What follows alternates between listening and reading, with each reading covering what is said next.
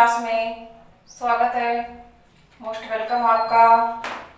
Dear students, पहले बात तो आपको बहुत बहुत बधाइयाँ कि आप 9th क्लास से प्रमोट होकर के 10th क्लास में आ गए हो और आपका हमारी इस ऑनलाइन क्लास के अंदर मोस्ट वेलकम है। आप वीडियो को ज़्यादा से ज़्यादा शेयर करिए ताकि आप जैसे और कई जरूरतमंद लोगों को आसानी से ये वीडियो आसानी से पहुंच सके और वो इसका लाभ उठा सके। मैं आपका ज़्यादा समय बर्बाद नहीं करते हुए तुरंत मैं टॉपिक के ऊपर आती हूँ। मैं सोशल साइंस के अंदर आपको ज्योग्राफी पार्ट से आज जो पहला टॉपिक है हमारा संसाधन और विकास, उसके बारे में मैं आपको संक्षिप्त जानकारी दे रही हूँ। आप अपने साथ नोटबुक और पेन साथ लेकर के बैठे और जो इम्पोर्टेंट चीजें मैं आपको बता रही हूँ उन्हें आप नोट्स के रूप में अपनी नोटबुक में उतारते चलिए। सबसे पहले हम पढ़ते हैं जो संसाधन और विकास है, इसके अंदर कि संसाधन है क्या। स्टार डाल के लिखना शुरू कर दीजिए। संसाधन का अर्थ यानी हम संसाधन किसे कहेंगे। वैसे ये कोई नई चीज नहीं है, 8th और 9th क्लास के अंदर भी हमने पहले इन चीजों को पढ़ा है। याद रखना डियर स्टूडेंट, संसाधन का अर्थ जब तक अपने को नहीं पता होगा तब तक हम इस पाठ को आसानी से नहीं समझ पाएंगे। याद रखना, मात्र एक ही लाइन की मैं डेफिनेशन आपको बता रही हूँ कि पर्यावरण में उपलब्ध वह प्रत्येक वस्तु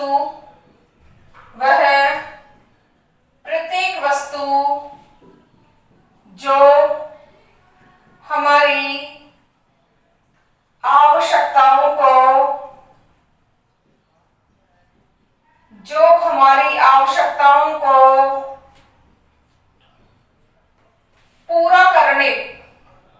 आवश्यकताओं को पूरा करने में सहायक हो। दोबारा से देखिए, पर्यावरण में उपलब्ध वह प्रत्येक वस्तु जो हमारी आवश्यकताओं को पूरा करने में सहायक हो, उसे बहुत देर लिखा रही हूं आपको, फिर भी यदि आपसे नहीं लिखा जाए तो आप कृपया वीडियो को रोक रोक करके इसको देख सकते हो। उसे संसाधन कहा जाता है। ये जो हमारा वीडियो है क्लास 10 के स्टूडेंट्स के लिए इंपॉर्टेंट है। क्लास 10, 9th और 8th वाले भी इसको देख सकते हैं। उसके बाद संसाधन का अर्थ हमारा हो गया। फिर हम पढ़ते हैं संसाधन के प्रकार, अर्थात संसाधन के कितने प्रकार हैं। याद रखना फ्रेंड्स, संसाधन के कोई सीधे प्रकार नहीं है। इन्हें हम उत्पत्ति, समाप्ति, स्वामित्व आदि के आधार पर अनेक भागों में बांटेंगे, जो हम छोटे छोटे टॉपिकों के माध्यम से सीख रहे हैं। सबसे पहले जो हम संसाधन का प्रकार पढ़ेंगे वो 1 नंबर पे लिखेंगे उत्पत्ति के आधार पर।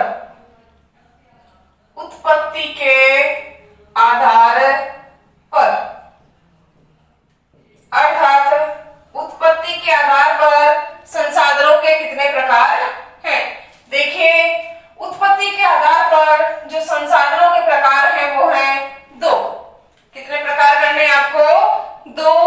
एक तो है जैव संसाधन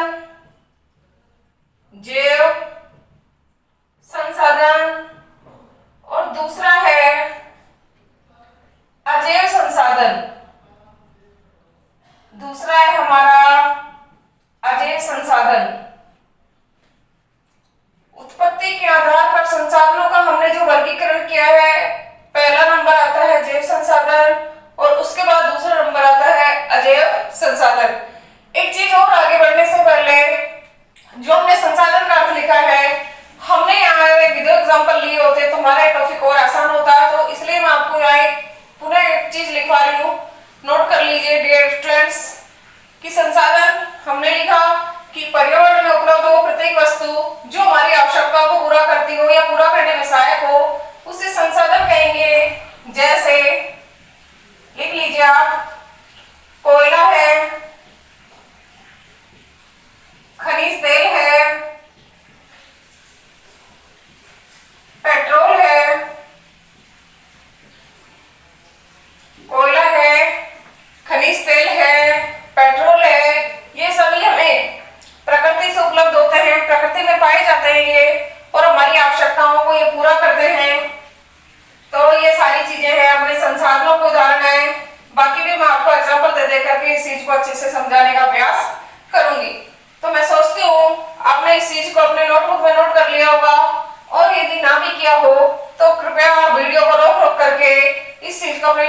नोट कर सकते हैं। आगे चलते हैं हम, जो हमने इसके प्रकार लिखे हैं वो जैव और अजैव संसाधन कौन कौन से हैं। देखिए फ्रेंड्स, एक नंबर पे हम लिखेंगे अब जैव संसाधन। पहले हम उसकी परिभाषा लिखेंगे और उसके बाद में हम उसके एग्जाम्पल लिखेंगे। देखिए, एक नंबर पे डालना है आपको जैव संसाधन। जैव संसाधन, पहले हम जानेंगे कि जैव संसाधन कौन से हैं और उसके बाद जानेंगे हम कि अजैव संसाधन कौन से हैं। तो पहले इसकी परिभाषा, वे संसाधन जिनकी उत्पत्ति या जिनकी प्राप्ति हमें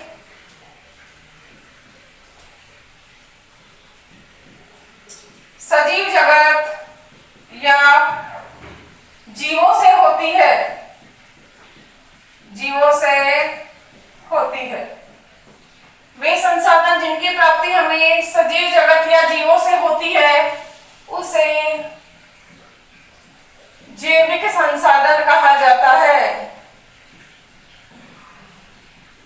उसे जैविक संसाधन कहा जाता है। जैव संसाधन कह दो, जैविक संसाधन कह दो, बात एक ही है।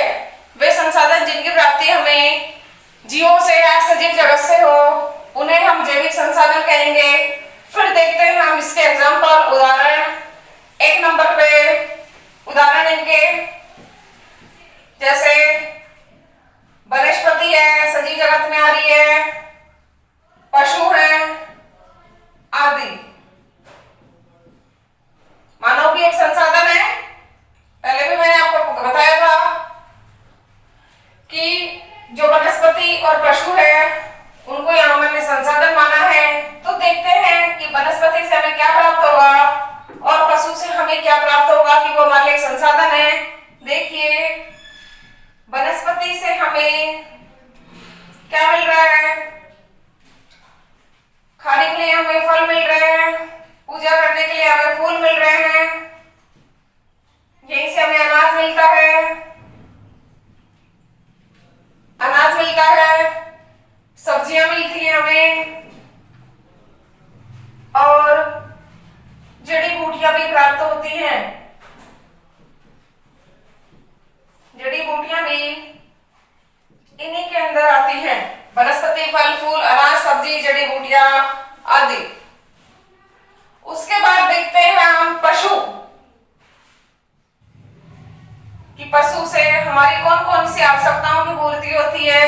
याद रखना, पीने के लिए हमें दूध मिलेगा और जो भेड़ है उससे हमें ऊन मिलती है और हमारे जमीन के अंदर डालने के लिए हमें उपयोगी जो खाद है वो भी प्राप्त होता है, प्राकृतिक खाद। इसे हम जमीन को उर्वर बनाने के लिए हम इसका उपयोग कर सकते हैं। इसलिए जो पशु हैं वो भी हमारे संसाधन के अंदर आते हैं और संसाधन कौन से हैं? हमारे जैविक संसाधन।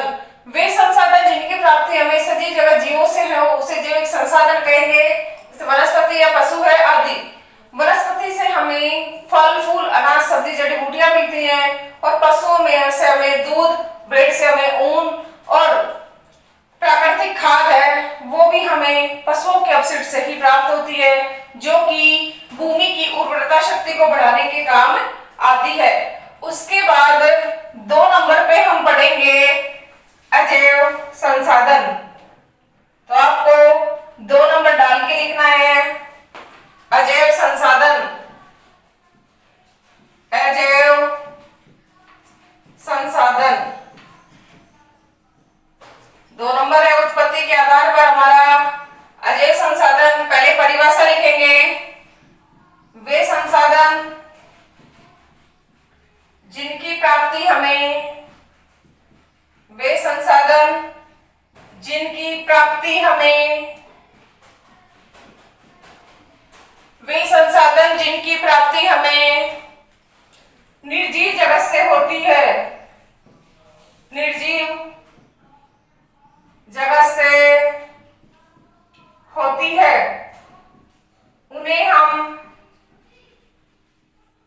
उन्हें हम अजैव संसाधन कहेंगे या अजैव संसाधन कहते हैं। वे संसाधन जिनकी प्राप्ति हमें निर्जीव जगत से होती है उन्हें हम अजैव संसाधन कहते हैं। एग्जाम्पल देखेंगे हम इसके। चट्टान और धातु आदि, चट्टान है और धातु है और हमारे निर्जीव हैं। हम देखते हैं चट्टान जिनके अंदर बहुत सारे खनिज पदार्थ पाए जाते हैं, विभिन्न प्रकार के गैस पाए जाते हैं और उनका जिन पदार्थों को हम परिष्कृत करके तकनीकी का उपयोग करके उपयोगी धातु के अंदर बदल देते हैं और फिर उनसे हमारे दैनिक जीवन में काम में आने वाली चीजें बन जाती है। इसलिए जो चट्टान और धातु है वो अजैव संसाधन में आता है। अभी तक हमने संसाधनों का केवल एक प्रकार पढ़ा है और वो जो संसाधनों का प्रकार है वो पढ़ा है हमने उत्पत्ति के आधार पर। जो दूसरा प्रकार हम इसके अंदर पढ़ने के लिए जा रहे हैं संसाधन और विकास टॉपिक के अंदर, वो है समाप्यता के आधार पर अर्थात समाप्ति के आधार पर। समाप्यता के आधार पर जो अपने संसाधन है वो कौन कौन से हैं। याद रखना समाप्यता के आधार पर जो इसका वर्गीकरण किया है उसके भी दो प्रकार हैं। समाप्यता के आधार पर संसाधनों के प्रकार है दो। पहले मैं दोनों के नाम लिखती हूँ, उसके बाद उसके बारे में क्लियर करती हूँ। पहला आता है नवीनीकरण संसाधन। पहला है नवीनीकरण संसाधन, दूसरा है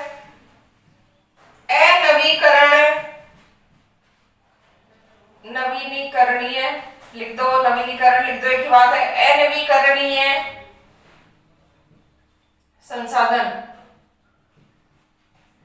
इसका मतलब है नवीनीकरण कि एक बार काम में लेने के बाद दोबारा भी उनका काम में लिया जा सकता है, और अनवीकरणीय में एक बार अपन ने जिस संसाधन को उपयोग में ले लिया है, काम में ले लिया है, उसका हम पुनः उपयोग नहीं कर सकते। इस चीज को मैं आपको एग्जांपल के साथ आगे समझा रही हूँ। मैं सोचती हूँ डेफिनेशन शायद आपको लिखने की जरूरत नहीं होगी, मैं आपको यहाँ सीधे एग्जांपल बता देती हूँ। नवीनीकरणीय यानी एक बार काम में लेने के बाद उनको दोबारा से भी काम में लिया जा सके। नोट करना चाहिए तो आप नोट कर लीजिए, लिख लीजिए। वे संसाधन जिन्हें एक बार काम में लेने के बाद दोबारा से भी काम में लिया जा सके उन्हें हम नवीनीकरण संसाधन, और दूसरे वाले में वे संसाधन जिन्हें एक बार काम में लेने के बाद दोबारा काम में न लिया जा सके उसे अनवीकरणीय संसाधन के नाम से जाना जाता है।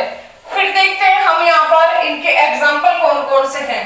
देखिए नवीकरणीय में आ जाएगा सौर ऊर्जा, पवन ऊर्जा, बहुत इंपॉर्टेंट है, 8th और 9th क्लास में आपने पढ़ा होगा। सौर ऊर्जा, पवन ऊर्जा, जल ऊर्जा, ज्वारीय ऊर्जा आदि, ज्वारीय ऊर्जा आदि।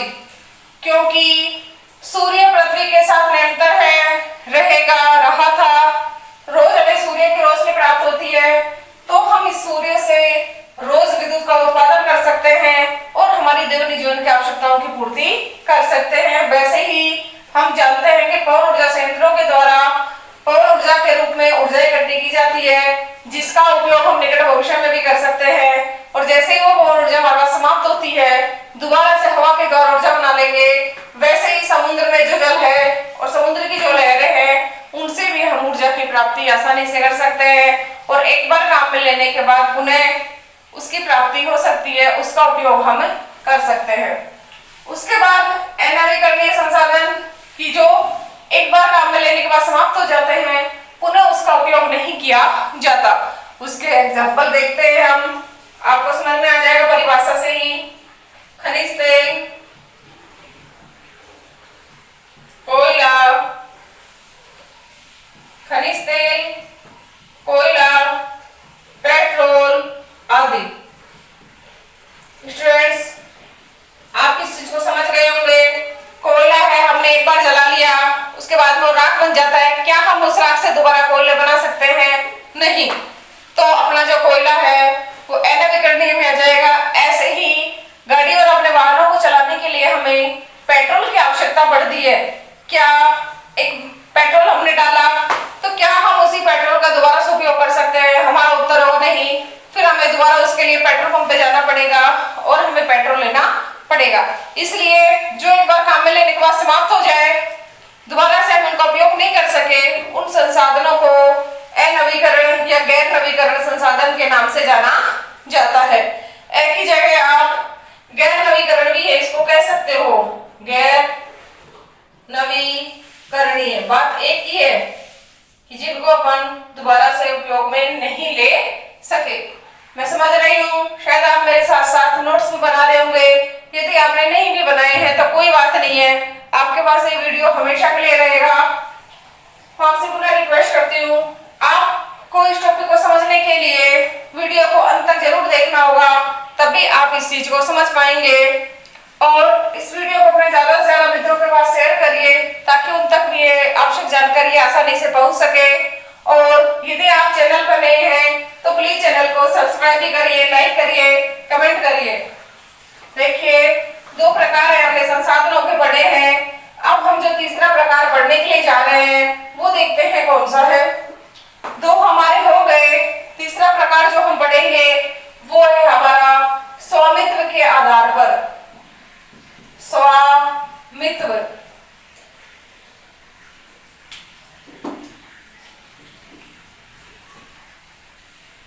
स्वामित्व के आधार पर, स्वामित्व के आधार पर संसाधनों का वर्गीकरण। देखिए फ्रेंड्स, स्वामित्व के आधार पर जो संसाधनों का वर्गीकरण किया जाता है उसके चार प्रकार हैं। स्वामित्व के आधार पर जो संसाधनों का वर्गीकरण किया है मित्रों, उसके चार प्रकार हैं। मैं आपको नाम लिख करके और परिभाषा बता करके मैं आपको अलग अलग इनको बता रही हूँ। पहला है निजी संसाधन। निजी संसाधन नाम से समझ गए होंगे। जिन स्टूडेंटों ने 8वीं और 9वीं क्लास में मेरे से पढ़ा था उन्हें शायद ये चीज आसानी से समझ में आ जाएगी। देखते हैं निजी संसाधन क्या है। वे संसाधन जिन पर हमारा स्वयं का अधिकार होता है।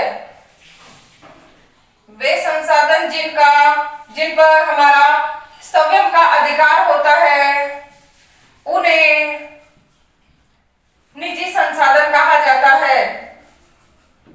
उन्हें निजी संसाधन कहा जाता है।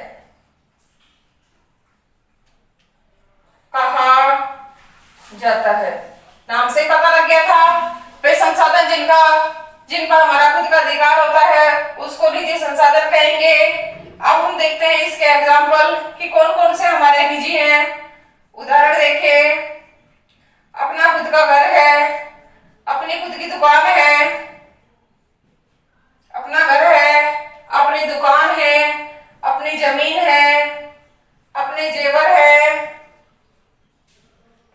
घर है, दुकान है, जमीन है, हमारी कार है, हमारे पास जो गहने हैं वो सारी हमारी खुद की हैं, हमारा उनके ऊपर अधिकार है, इसलिए उन्हें निजी संसाधन के नाम से जानते हैं।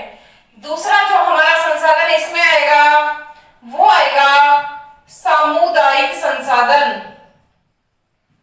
सामुदायिक संसाधन नाम से पता लगा है डियर स्टूडेंट्स। फिर भी यदि नहीं आएगा आपको तो मैं बता रही हूँ आगे। 8वीं और 9वीं क्लास में मैंने आपको स्कूल में पढ़ाया भी था इसके बारे में। देखते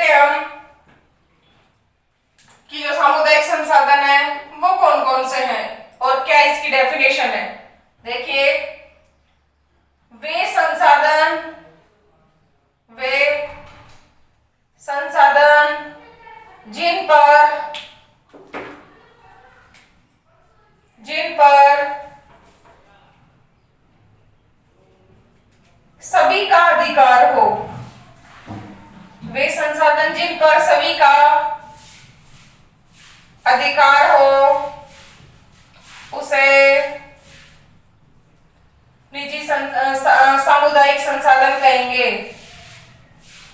उसे सामुदायिक संसाधन कहते हैं या कहेंगे। वे संसाधन जिन पर सभी का अधिकार हो उसे सामुदायिक संसाधन कहते हैं। देखते हैं हम कि क्या क्या आएगा। जैसे गांव का मंदिर है, गांव का सरकारी स्कूल है, सबका अधिकार उस पर, सब उसके अंदर जाकर के पढ़ सकते हैं। मंदिर है, सरकारी स्कूल है, गांव के अंदर अपने कोई चारागाह है, वहां हमारे सभी के पशु चर सकते हैं, कोई मना नहीं कर सकता है। वैसे ही हम आगे देख रहे हैं कि शमशान भूमि होती है, उस पर भी सबका अधिकार होता है। शमशान घाट कह दो, शमशान भूमि कह दो।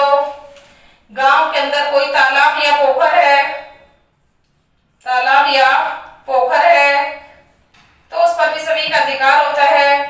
ऐसे जो होते हैं उन्हें हम सामुदायिक संसाधन के नाम से जानते हैं। जो स्वामित्व के आधार पर संसाधनों के वर्गीकरण थे, 2 पॉइंट उनके अंदर मैंने आपको बता दिए, निजी संसाधन और दूसरा था सामुदायिक संसाधन। यदि आपको साफ साफ लिखने में प्रॉब्लम हो रही है तो प्लीज आप वीडियो को रोक करके आप इस चीज को आसानी से नोट कर सकते हैं। नोट करना आपके लिए सबसे ज्यादा जरूरी है, क्योंकि इस समय कोरोना के कारण जो लॉकडाउन की स्थिति है, पता नहीं वो कब क्लियर हो पाएगी और कब आप स्कूल में जा पाओगे। और एनसीईआरटी का सिलेबस आ गया है, इसलिए अब हम वो सिलेबस ऐसा है कि हम घर बैठ करके उसको सब हम पढ़ भी नहीं सकते हैं। इसलिए कुछ ट्रिक्स, कुछ जो इम्पोर्टेंट टॉपिक्स है वो मैं आप तक पहुंचाने की कोशिश कर रही हूँ। आप इन वीडियो को ज्यादा से ज्यादा अपने फ्रेंड्स के पास शेयर करिए ताकि उनको भी ये जानकारी मिल सके। तीसरा जो हम प्रकार पढ़ रहे हैं स्वामित्व के आधार पर, वो है हमारा राष्ट्रीय संसाधन। वो है हमारा राष्ट्रीय संसाधन।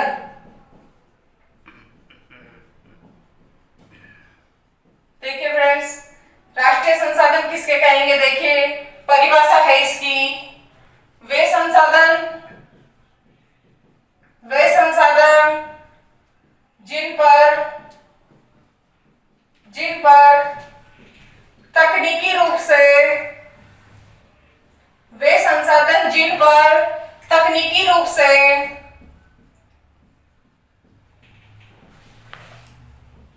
सरकार का, वे संसाधन जिन पर तकनीकी रूप से सरकार का हक हो उसे राष्ट्रीय संसाधन कहेंगे।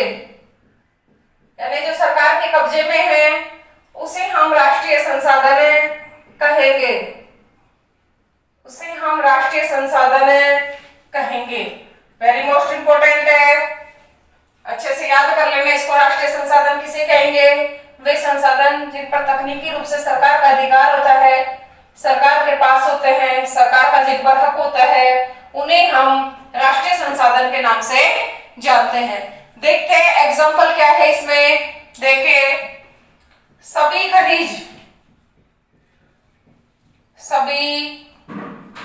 खनिज है इसके अंदर, रेल सेवा है हमारी, सभी खनिज है, रेल सेवा है,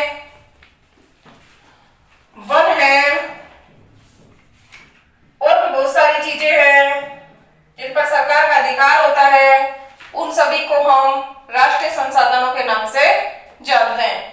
एक चीज और मित्रों, जैसे एग्जांपल बताती हूँ आपको, हमारा खेत है, उसकी हम खुदाई कर रहे हैं और यदि हमें उसके अंदर कोई बहुमूल्य खनिज तेल वगैरह की यदि प्राप्ति हो जाती है और सरकार को यदि उसके बारे में थोड़ा सा भी पता लग जाए, तो फिर हमारा वो निजी होते हुए भी निजी नहीं हो सकता है, क्योंकि मैंने यहाँ लिखा है कि सारे खनिज, सभी खनिज, उन पर सरकार का हक है। तो हमारे निजी खेत के अंदर भी यदि कोई धातु मिल जाए या खनिज भंडार मिल जाए तो वो हमारे पास नहीं रह करके वो सरकार की संपत्ति बन जाती है, तो उसको भी हम राष्ट्रीय संसाधन की श्रेणी में रखेंगे। जैसे निजी भूमि,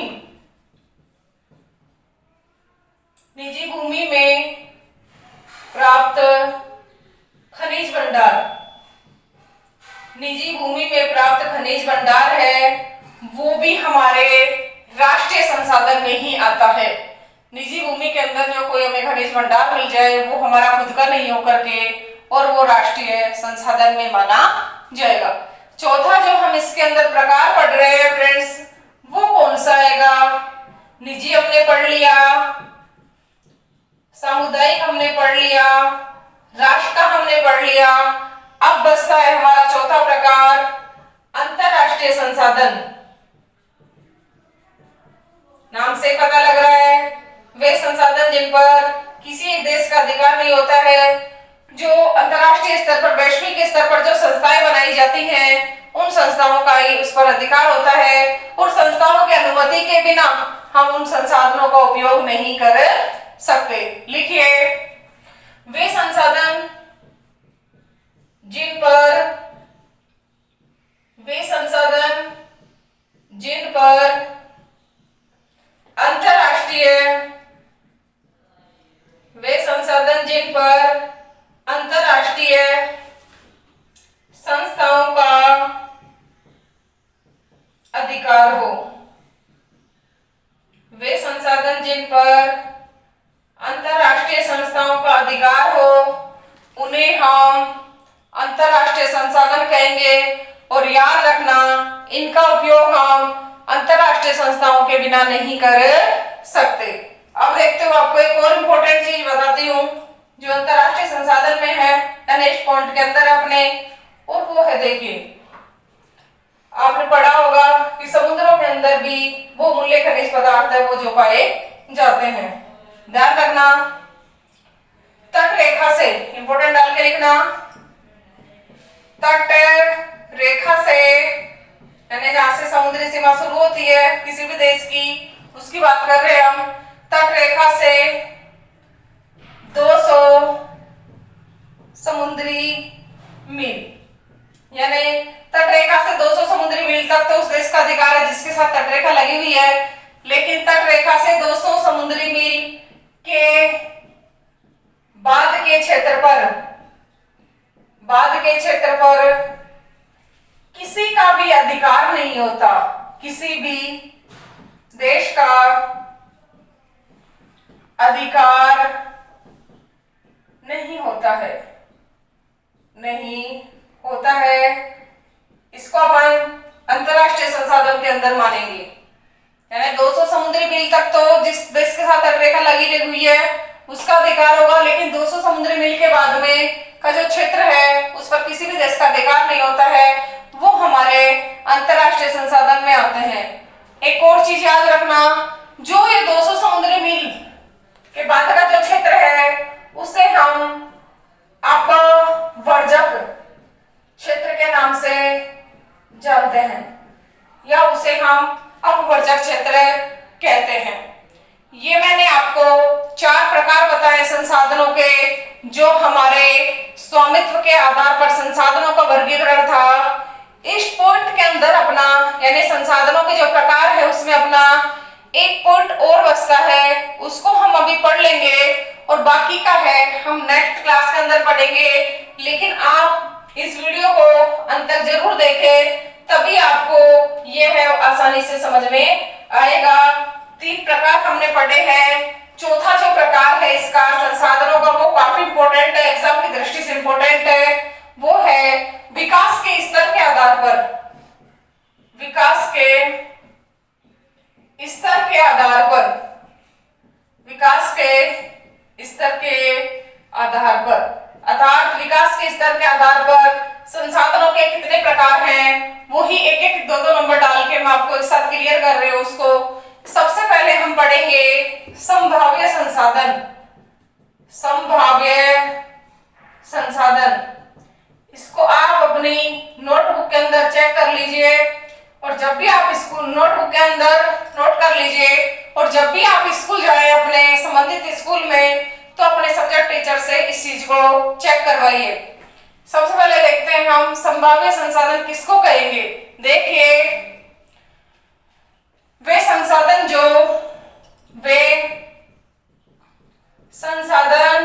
जो हमारे राज्य में विद्यमान है, वे संसाधन जो हमारे राज्य में विद्यमान है यानी मौजूद है, वे संसाधन जो हमारे राज्य में विद्यमान है किंतु संभाव्य है कि संभावना व्यक्त की जा रही है, संभाव्य है किंतु इनका उपयोग नहीं किया गया हो, किंतु इनका उपयोग नहीं किया गया। अर्थात हमारे पास उपलब्ध तो है लेकिन हमने अभी तक उनका प्रयोग नहीं किया है। जैसे देखते हैं हम इसके एग्जाम्पल। देखिए, भारत के पश्चिमी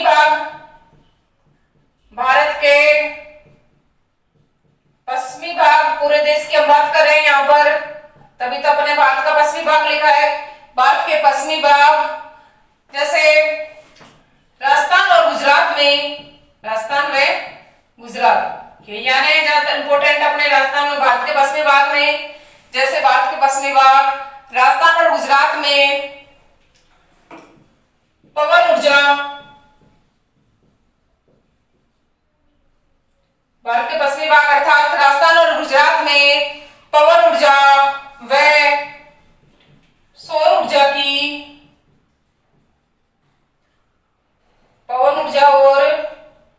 ऊर्जा की अपार संभावनाएं। लेकिन सिर्फ संभावनाएं है यहाँ पर, वहां अभी हमने इसका उपयोग या इस ऊर्जा का उत्पादन करना शुरू नहीं किया, तो इन्हें हम संभाव्य संसाधन कहेंगे। एक बार पुनः बताती हूँ, वे संसाधन जो हमारे राज्य में विद्यमान है किंतु इनका उपयोग नहीं किया गया है अभी तक। एग्जाम्पल, पश्चिमी भाग राजस्थान और गुजरात में पवन और सौर ऊर्जा की जो अपार संभावना है वो हमारे संभाव्य संसाधन के अंदर आएंगी। दूसरा हम पढ़ते हैं विकास के स्तर के आधार पर जो दूसरा संसाधन का प्रकार है वो कौन सा आता है, तो 2 नंबर पे आप डाल के लिखिए विकसित संसाधन। 2 नंबर पे हमारा आएगा विकसित संसाधन। विकसित संसाधन देखते हैं हम विकसित संसाधन क्या है, क्या इसकी परिभाषा है और क्या क्या इसके उदाहरण है। वे संसाधन जिनका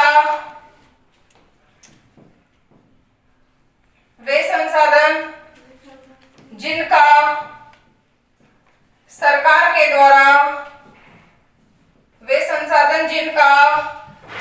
के द्वारा सर्वेक्षण किया जा चुका है,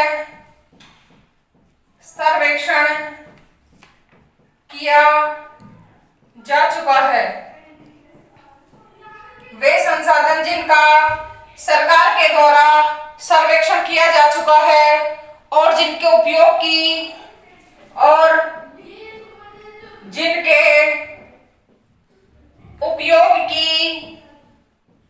गुणवत्ता तथा मात्रा भी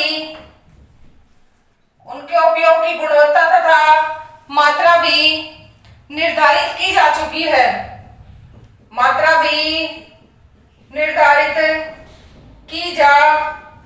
चुकी है।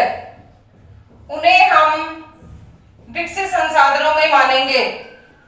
अर्थात वे संसाधन जिनका सरकार के द्वारा सर्वेक्षण कर लिया गया है और उनके उपयोग की मात्रा भी निर्धारित कर दी गई है, गुणवत्ता और मात्रा भी निर्धारित की गई है, उन्हें हम विकसित संसाधनों की श्रेणी में रखेंगे। मैंने आपको विकास के स्तर के आधार पर 2 प्रकार बताए हैं, एक संभाव्य में था, दूसरा था हमारा विकसित में। तीसरा जो प्रकार हम इसके अंदर पढ़ रहे हैं वो है भंडार संसाधन।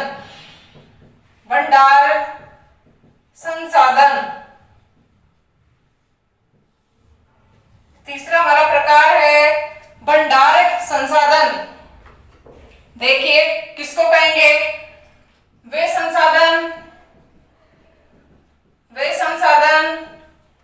जिनका, भंडार से तात्पर्य हमारे पास उपलब्ध हो, भंडार भरे पड़े हमारे पास उसके, वे संसाधन जिनका सरकार के द्वारा, वे संसाधन जिनका सरकार के द्वारा सर्वेक्षण किया जा चुका हो, वे संसाधन जिनका सरकार के द्वारा सर्वेक्षण कार्य किया जा चुका हो, परंतु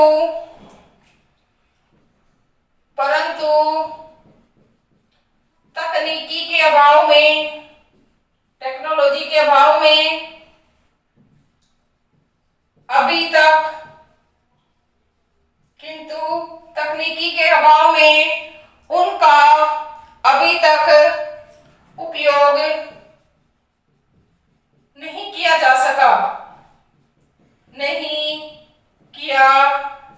सका, उन्हें हम भंडार संसाधन की श्रेणी में रखेंगे। सरकार ने उनका सर्वेक्षण तो कर लिया कि कहां पर वो खनिज भंडार है, संचित पड़े हैं, भंडार के रूप में है, लेकिन हमारे पास टेक्नोलॉजी नहीं है उसकी अभी, तो इस तकनीकी के अभाव में अभी तक हमने उसका उपयोग नहीं किया।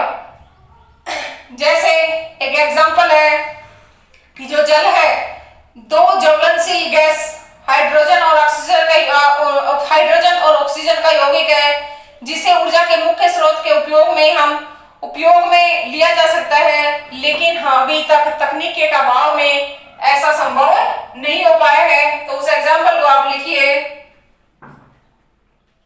क्योंकि एग्जाम के अंदर आप जितना अच्छा डेफिनेशन के साथ एग्जांपल देंगे, आपको उतने ही अच्छे मार्क्स हैं जो प्राप्त होंगे। देखिए एग्जांपल इसका, जैसे जल, दो ज्वलनशील गैसों का यौगिक है। जल दो ज्वलनशील गैसों का यौगिक है। जल को H2O के नाम से हम जानते हैं, और H2O के अंदर हाइड्रोजन व ऑक्सीजन है। हाइड्रोजन और ऑक्सीजन दो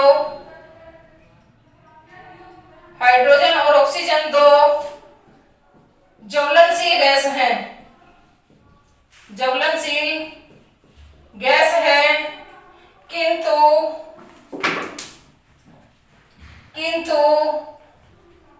तकनीकी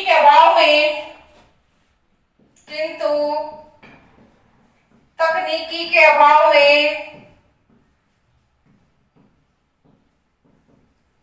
में हम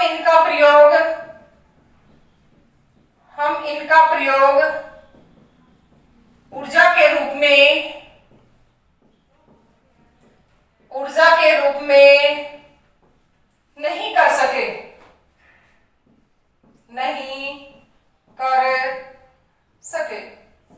इसलिए ऐसे जो स्रोत हैं, जो संसाधन है, उन्हें हम भंडार संसाधन के नाम से जान रहे हैं। चौथा जो हमारा संसाधन है इसके अंदर, वो है हमारा संचित संसाधन।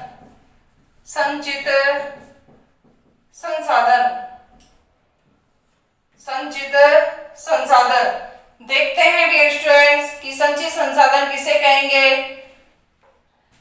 देखिए इसके अंदर, वे संसाधन जो भंडार का ही एक हिस्सा है, वे संसाधन जो भंडार का ही एक हिस्सा है, यानी उपलब्ध है, जो भंडार का ही एक हिस्सा है। वे संसाधन जो भंडार का ही एक हिस्सा है, जिनका उपयोग उपलब्ध तकनीक से उपलब्ध तकनीक से किया जा सकता है, किया जा सकता है।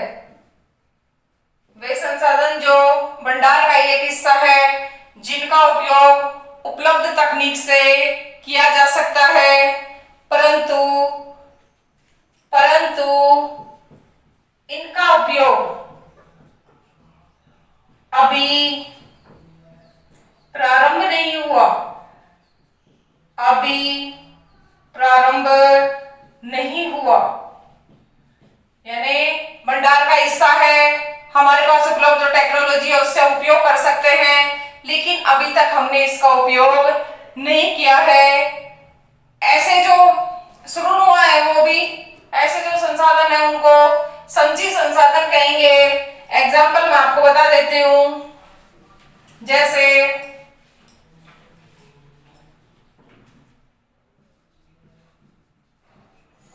बांधों में भरा हुआ जल, बांधों में भरा जल और वन आदि, वन आदि। हमारे पास भंडार तो है, लेकिन इनसे हमारे सिंचाई या पीने के अलावा या वनों से हम केवल जलाने के लिए लकड़ियां वगैरह है वो काम में लेते हैं। इनके अलावा और भी बहुत सारे क्षेत्रों के अंदर वनों का उपयोग किया जा सकता है, लेकिन अभी तक हमने इसका प्रयोग करना है वो प्रारंभ नहीं किया है। ये विकास के स्तर वाला है, थोड़ा अटपटा है, लेकिन मैं सोचती हूँ अगर आप इसको एक दो बार वीडियो को देखेंगे और अपनी नोटबुक में लिखे हुए को यदि आप एक दो बार पढ़ेंगे तो मैं सोचती हूँ आपको ये टॉपिक है वो बहुत अच्छी तरह से याद हो जाएगा। एक बार पुनः में विकास के स्तर वाले को आपके सामने रिपीट कर देती हूँ मेन पॉइंटों को, ताकि वो आपको आसानी से समझ में आए। पहला जो संसाधन था वो संभाव्य था, अर्थात वे संसाधन जो प्रदेश में विद्वान है परंतु इनका उपयोग नहीं किया गया है, परंतु इनका उपयोग अभी तक नहीं किया गया है, उन्हें संभाव्य संसाधन कहेंगे। एग्जाम्पल मैंने आपको बताए थे कि भारत के पश्चिमी भाग अर्थात राजस्थान और गुजरात में सौर ऊर्जा और पवन ऊर्जा की अपार संभावनाएं हैं, लेकिन अभी हमने उसका उपयोग नहीं किया। दूसरा विकसित संसाधन था हमारा वे संसाधन जिनका सर्वेक्षण किया जा चुका है, जिनके उपयोग की गुणवत्ता और मात्रा निर्धारित की जा चुकी है, उन्हें हम विकसित संसाधन कहेंगे। तीसरा भंडार संसाधन था जिनका सर्वेक्षण हो गया किंतु तकनीकी के अभाव में उनका उपयोग नहीं किया गया। जैसे आपको भी मैंने एक एग्जांपल बताया था, जल पानी है, H2O का मिश्रण है, यौगिक है। H2O के अंदर दो गैस हैं, एक हाइड्रोजन है, एक ऑक्सीजन है, जो ऊर्जा के स्रोत के रूप में काम में ली जा सकती है, लेकिन टेक्नोलॉजी नहीं है। उस टेक्नोलॉजी के अभाव में हम इनका ऊर्जा के रूप में हमने अभी तक उपयोग नहीं किया है। उसके बाद चौथा और लास्ट पॉइंट मैंने आपको बताया था संचित संसाधन, अर्थात वे संसाधन जो भंडार का एक हिस्सा है परंतु और उनका उपयोग उपलब्ध तकनीक के द्वारा किया जा सकता है, परंतु इनका उपयोग हमने अभी तक शुरू नहीं किया है। जैसे बांधों में जो जल है वो और जो वन है उनका हमने सिर्फ साधारण उपयोग के अलावा और कोई विशेष काम हमने नहीं किया है जो हमें करना चाहिए। ये सारा है वो संचित संसाधन में आता है। इतने यही बढ़ाने के बाद में मैं आज का जो वीडियो है हमारा आज का टॉपिक है मैं उसको यही समाप्त करती हूँ। एक बार आपसे पुनः रिक्वेस्ट है आप वीडियो को ज्यादा से ज्यादा अपने फ्रेंड्स के पास शेयर करना, वीडियो पर आप लाइक और कमेंट करना, और यदि आप चैनल पर नए हैं तो प्लीज आप चैनल को सब्सक्राइब करिए। Thank you.